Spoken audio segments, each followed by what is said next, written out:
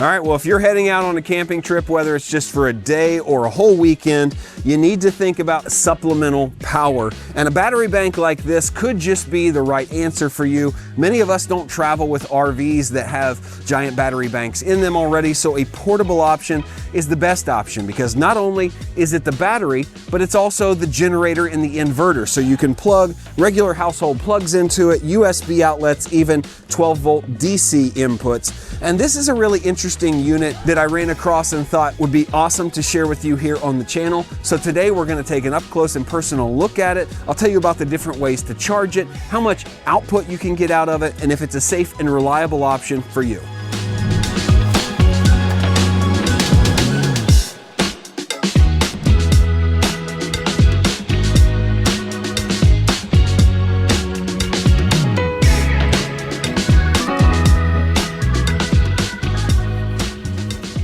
All right, so let's quickly go over an introduction on this unit, and then we'll get out there and start testing things, because if it doesn't work, it's not worth taking with you anywhere, right? The testing is all that matters. So this is the UDPOWER S1200 portable battery bank, generator, whatever you want to call it. It's an all-in-one. It's got everything you're going to need, from the battery that gets charged and then the outputs on the front. This is the SD1200, which means it has 1200 watts of continuous output. It can surge up to 1800 watts, but 1200 continuous. It only weighs 25 pounds, and I say only because this is a mid-sized battery bank. That's really not bad. That means you can take it with you a lot of different places. It's big enough to have the capacity, but not so big like those whole house ones that are 3,500 watts and, you know, weigh 70 or 80 pounds. So this is a nice size for camping, RVing, getting off grid, taking with you in a car, truck, or SUV. Now inside is a LiFePO4 battery that stands for lithium iron phosphate battery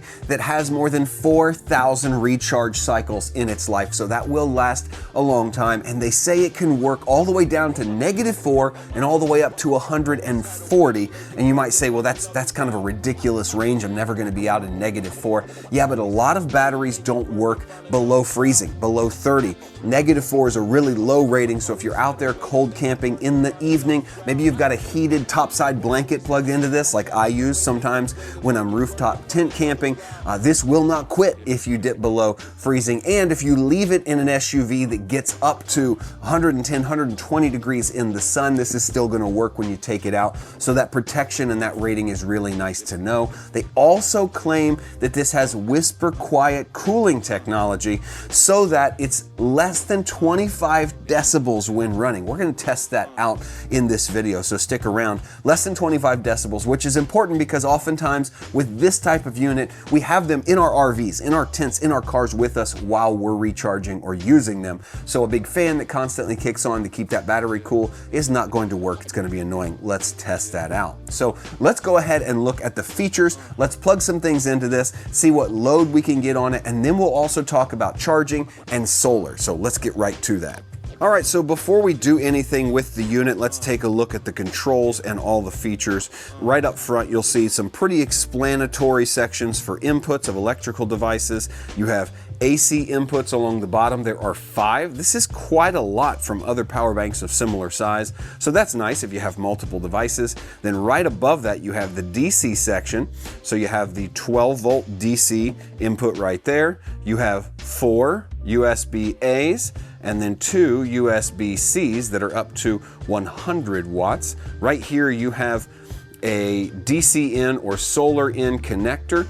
So that's for 12-volt in if you're charging via DC in a car. And then right above that we have switches for normal and eco mode, optimized, and fast charging. We'll go over some of those options later, and you already see up top the screen that has kicked on. This is your master information center for all of the details pertaining to the device. You have a power button right here on the left-hand side and a light right over here on the right-hand side. If you click this light, it's going to bring these 2 LEDs on. You can continue to click it to make them brighter, and then they'll go all the way down to a dim setting when you get to the top.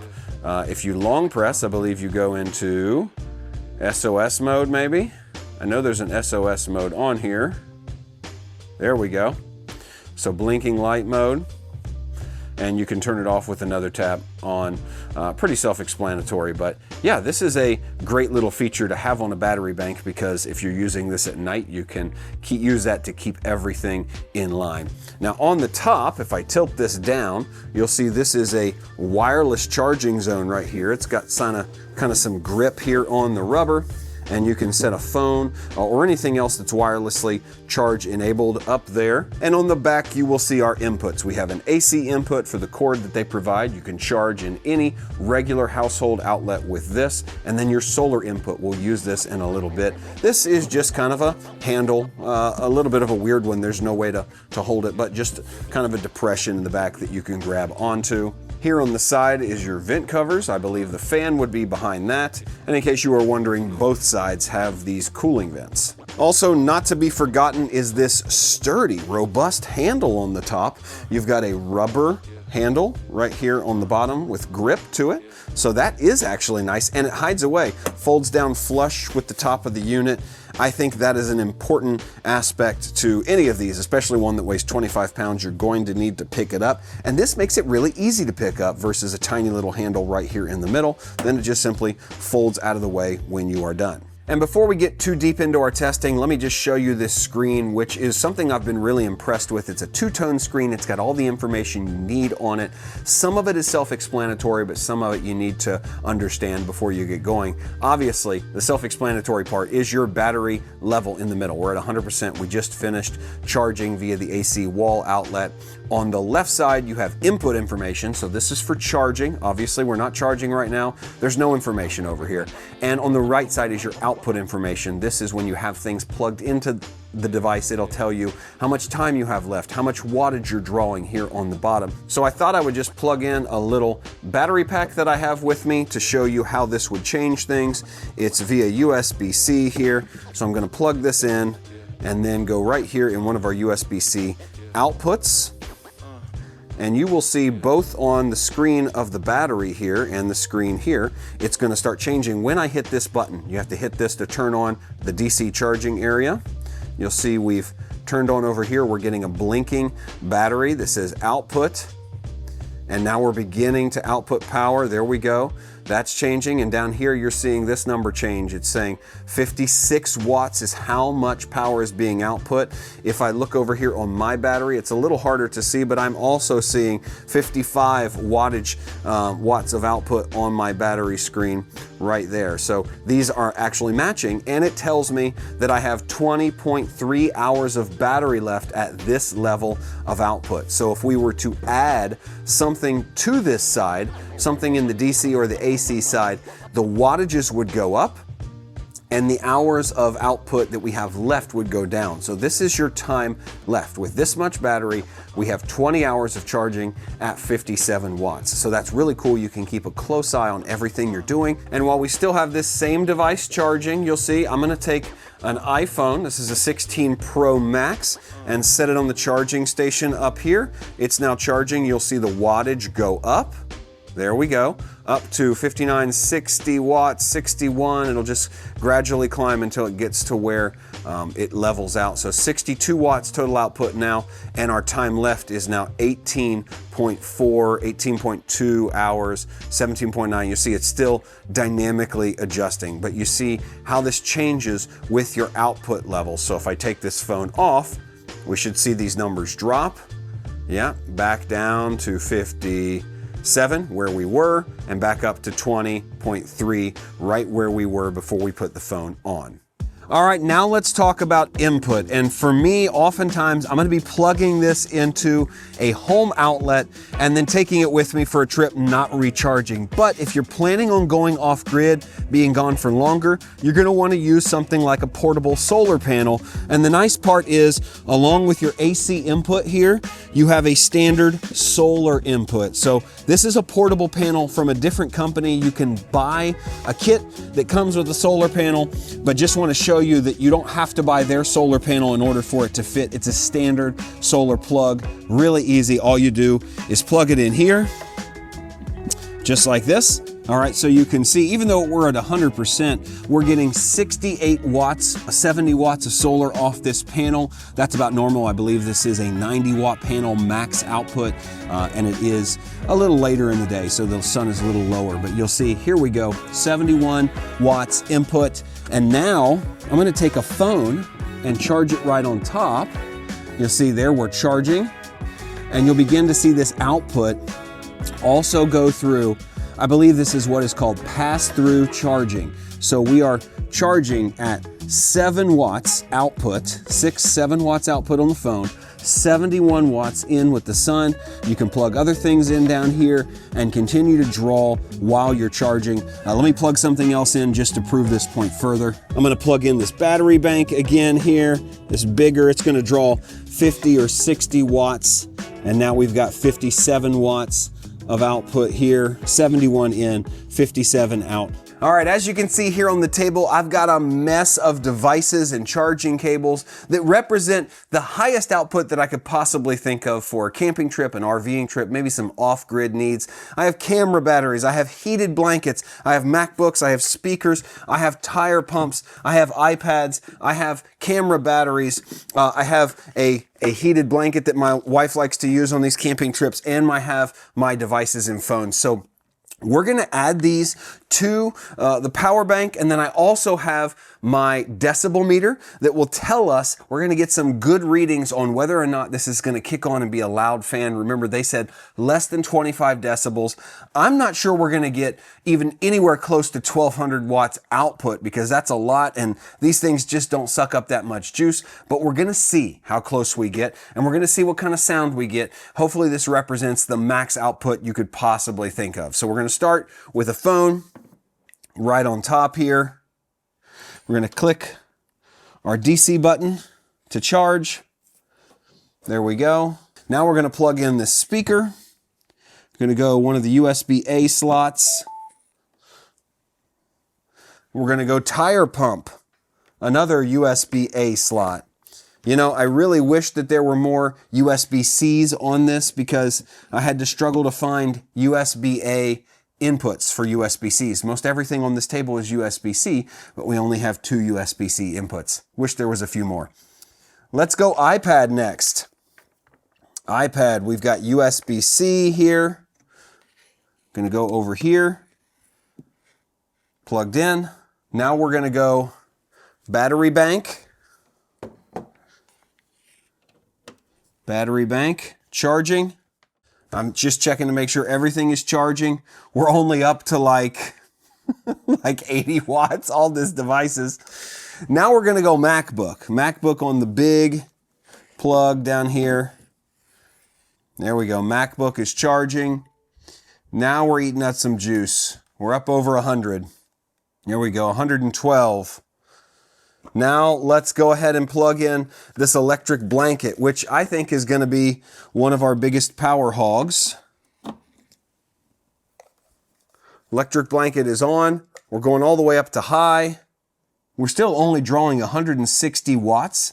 It says it would run, 160 watts roughly. Said it would run everything on this table for 6.5 hours. Now I want to stress it out. So hold tight, we're gonna stress it out. We won't be able to test the noise, but we're gonna stress it out. My wife's hairstyling products. These are always great to stress out a breaker. So we've got a curling iron, and we have a hair blower, hair dryer. I don't know why I called that a hair blower. Let's plug these things in. They have heat, so they could give us problems. I'm gonna plug them in and go to the highest setting. Good grief, I don't even know how to work this. Crank it all the way up. Hope I don't burn my table down. Now we're going, oh boy, yeah, now we're over 400 watts. Okay, and still completely silent. This looks like a fire code violation if I've ever seen one. Now we're gonna lose our ability to hear the fan, but we're gonna go ahead, this one's on here. We're gonna go ahead and plug this in and see what wattage we can get it up to.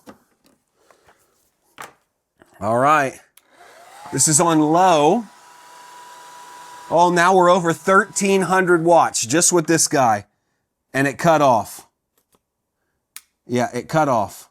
Okay, now I've cleared everything out here. I just want to use this hair dryer and see how much wattage we can pump out, if we can get above 1200 watts, and what will happen if we go over. I think we already saw it will kick off, and I think that's for safety. So I'm going to go ahead and plug in here. I'm going to start down on the cool setting, so no heating element. We're just going to go, I guess I would need to turn on the AC section here. And here we go. Now we're on. Okay, we're drawing about 500 watts, 470. We go to high, up to about 640. Go to warm. Yeah, that's now the heating element. We're up at capacity. We're at like 1162 watts. If we go all the way up, got the 1600 watts, it's running. And now it's back down around 1200, 1235. Okay. Says it's in UD turbo mode. So that's interesting. I saw it spike up there to about 1600 watts, and then it settled around 1230, 1250. So it will run a little over 1200 watts, continuously without shutting off. I think when it kicked before, we jumped way over. We were running at like 15 or 1600 for longer than just a few seconds. But you could run a hair dryer on this.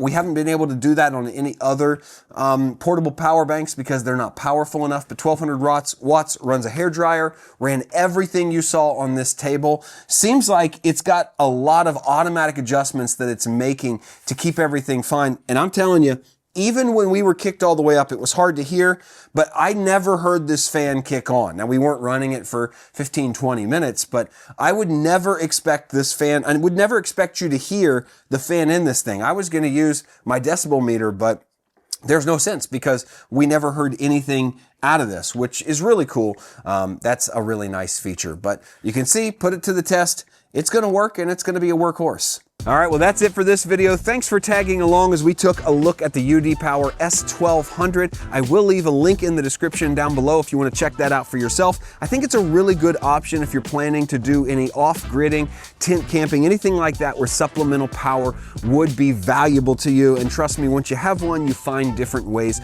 to use it. So be sure and check that out for yourself if you are interested. Thanks for watching. As always, my name is Joel. This is the Traveler Toolkit, and I'll see you in the next video.